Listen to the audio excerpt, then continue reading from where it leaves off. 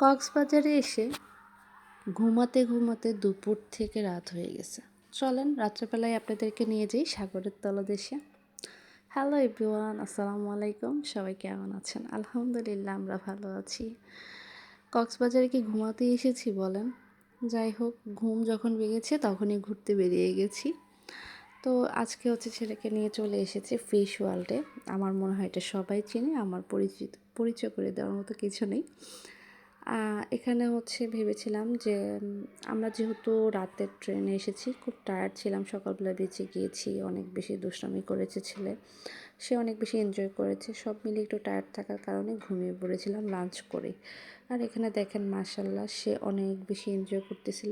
তো তারা একাই কেন এনজয় করবে, বাবা ছেলে দেখেন না, আমিও এখানে কিন্তু এনজয় করতেছি। মানে ছেলে হচ্ছে খুব মাছ পাগল, খুব মাছ প্রেমী, সে মাছ দেখলে খুব পছন্দ করে। তো এখানে নিয়ে আসার কারণ এটাই যে আমরা বুঝতে পেরেছিলাম সে এই জায়গাটাকে অনেক বেশি পছন্দ করবে। তো মানে সেটাই হয়েছে, সে মাশাআল্লাহ এই জায়গাটাকে অনেক বেশি এনজয় করেছে। সব কিছু এই জায়গায় যত কিছু আছে সব কিছু সে অনেক বেশি পছন্দ করেছে।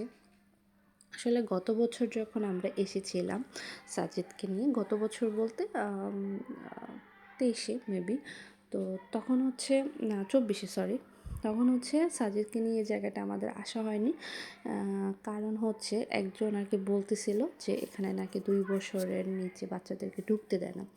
তো আসলে কাহিনীটা এরকম হয়েছিল যে ওই যে কান নিয়ে গেছে চিলে, বাট আসলে চিলে কান নিয়েছে কিনা সেটা চেক না করি চিলের পিছনে দৌড়ানো। আপনার ভাই ওইটাই করেছিল, যে বলেছিল আসলে সে জানতো না, সে না জেনেই বলেছে।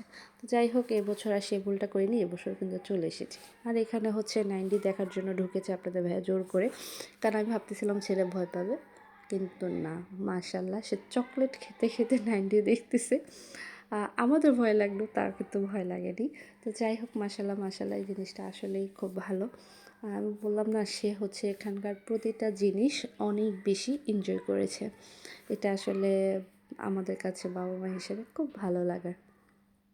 তো যাই হোক, আমরা হচ্ছে যেহেতু রাতের জার্নি করে এসেছিলাম, সকালে বেঁচে গিয়েছি, তারপরে অনেক বেশি টায়ার্ড হয়ে গেছি। সাজিদও টায়ার্ড ছিল, কারণ রাতে ঘুম ভালো হয়নি কারোরই।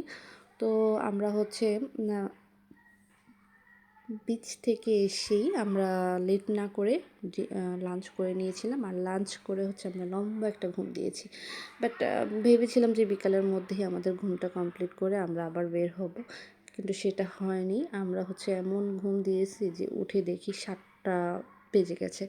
তো ঘুম থেকে উঠে আমরা লেট করিনি, আমরা বের হয়ে গেছি রেডি টেডি হয়ে। আর ছেলে আসলে এই জায়গাটা এত বেশি এনজয় করেছে, আলহামদুলিল্লাহ।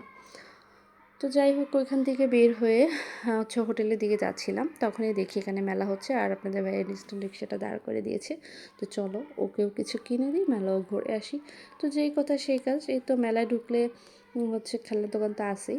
আর আমার ছেলে যেটা বদ অভ্যাস বা ভালো অভ্যাস, খারাপ অভ্যাস যেটাই বলেন, সে হচ্ছে খেলনার দোকানে গেলে সব খেলনা নেবে, এটা হচ্ছে তার কথা। তো যতটুকু পেরেছি বা সাধ্যের মধ্যে যতটুকু থাকে অতটুকুই কিনে দেয় ভাই। তো বাচ্চা মানুষ সেটা বুঝতে চায় না, স্বাভাবিক, সেটা বুঝবো না। তো ভিডিওটি এখানেই শেষ করছি। সবাই ভালো থাকবেন, সুস্থ থাকবেন।